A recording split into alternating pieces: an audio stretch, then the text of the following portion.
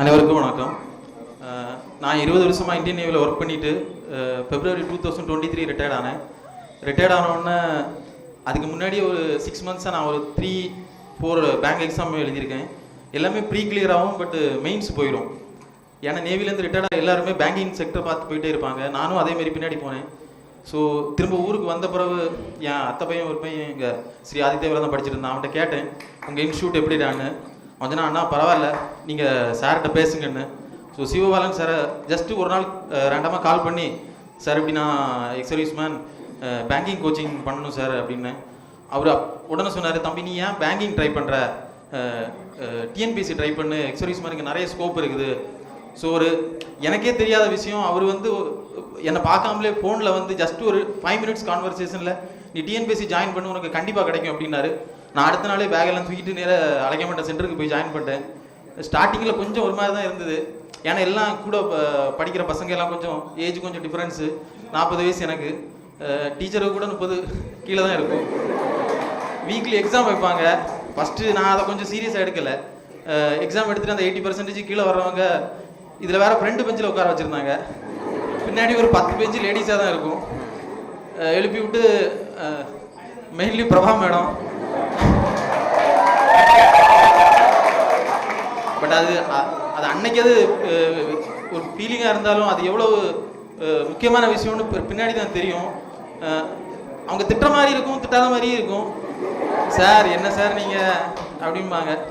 So அதுக்கப்புறம் கொஞ்சம் serious ஆகி, இல்லை எப்படியாவது கொஞ்சம் 80%க்கு மேலே மார்க் வரணும் அப்படின்னு சொல்லிட்டு, கல்யாணம் ஆன பொண்ணுங்களுக்கு மட்டும் கஷ்டம் கிடையாது, கல்யாணம் ஆன ஆம்பளைகளுக்கும் வீட்டில் படிக்கிறது ரொம்ப.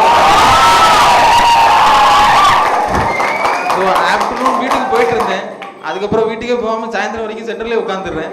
ஏன்னா வீட்டுக்கு போனால் என் சின்ன பொண்ணு இருக்குது, என் புக்கெல்லாம் கிழிச்சு நாசம் பண்ணிடுவா. ஸோ அதுக்கப்புறம் நான் இந்த வேலை ஜாயின் பண்ண ஸ்டோரி எப்படின்னு சொன்னால், குரூப் 4க்கு தான் படிச்சுட்டு இருந்தேன். ஸோ இடையில ஒரு எக்ஸாம் வந்தது, கம்பைன்ட் இன்ஜினியரிங் சபார்டினேட் சர்வீசஸ்ன்னு சொல்லிட்டு. ஸோ அதில் வந்து 1000 வேகன்சி சிவிலுக்கு இருந்தது, வெறும் 20 வேகன்சி தான் மெக்கானிக்கல் இருந்தது. ப்ளஸ் அந்த 1000 வேகன்சி சிவிலோடது வந்து கிரேட் பே லெவல் வந்து 11, மெக்கானிக்கலுக்கு பே லெவல் 8. அதுவும் வெறும் 20 வேகன்சி, எக்ஸர்வீஸ்மேன் கோட்டாவும் கிடையாது.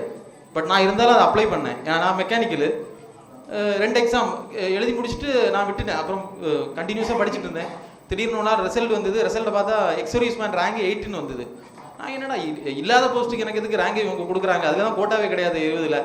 அப்புறம் நான் 2வது நோட்டிஃபிகேஷன் ஓப்பன் பண்ணி பார்த்தா அதில் 49 வேகன்சி டுவாடுக்கு வந்து ஜூனியர் டிராஃப்டிங் ஆஃபீஸருக்கு ஆட் பண்ணியிருந்தாங்க. அதில் 3 வேகன்சி எக்ஸர்வீஸ்மேனுக்கு ரிசர்வ் பண்ணியிருந்தாங்க. ஸோ ஒரு வேகன்சின்னு சொல்லிட்டு எப்பவுமே எந்த ஒரு ஜாபையுமே நீங்கள் அலட்சியமாக விட்டுறாதீங்க. ஏன்னா எனக்கு கிடைச்சது ஒரே ஒரு வேகன்சி தான், அந்த ஒரு வேகன்சி தான். கவுன்சிலிங் கூப்பிட்டப்ப கூட நான் சார்கிட்ட போய் கேட்டேன், சார் எனக்கு ரேங்க் 8, வேகன்சி மொத்தமே 3 தான் இருக்குது, கம்யூனல் கேட்டகரியில் ஒன்று வச்சுருக்காங்க, எனக்கு கிடைக்குமான்னு. அவர் சொன்னார், தம்பி கண்டிப்பாக கிடைக்கும், நீ கிளம்பி போ அப்படின்னாரு. கிளம்பி போனேன். நைட்டு 8 மணி ஆச்சு என் நம்பர் வரும்போது அந்த கவுன்சிலிங் ரூமில். உண்மையிலே அது ஒரு சரியான ஒரு ப்ரெஷர் கிரியேட் பண்ண ரூம் மாதிரி இருக்கும். என் முன்னாடி யாராவது எக்ஸர்வீஸ்மேன் இருக்காங்களான்னு ஒருத்தண்டையாக போய் கேட்டுட்டு இருப்பேன், நீங்கள் எக்ஸர்வீஸ்மேன் இல்லைன்னு சொன்னாங்க. லாஸ்ட் 8 மணிக்கு எனக்கு அலாட்மெண்ட் ஆர்டர் கையில் கொடுத்தப்ப அது வந்து பே லெவல் 11, நான் அப்ளை பண்ணது 8க்கு, சீட் அப்போ 20, அப்புறம் 49. ஸோ எப்போவுமே ஒரு சீட்டு 2 சீட்டுன்னு சொல்லிட்டு விட்டுறாதீங்க. உங்களுக்கு தேவை ஒரே ஒரு சீட்டு தான், அது கண்டிப்பாக உங்களுக்கு கிடைக்கும். விடாமுயற்சி பண்ணுங்கள், விஸ்வரூப வெற்றி கண்டிப்பாக இருக்குது. Thank you very much.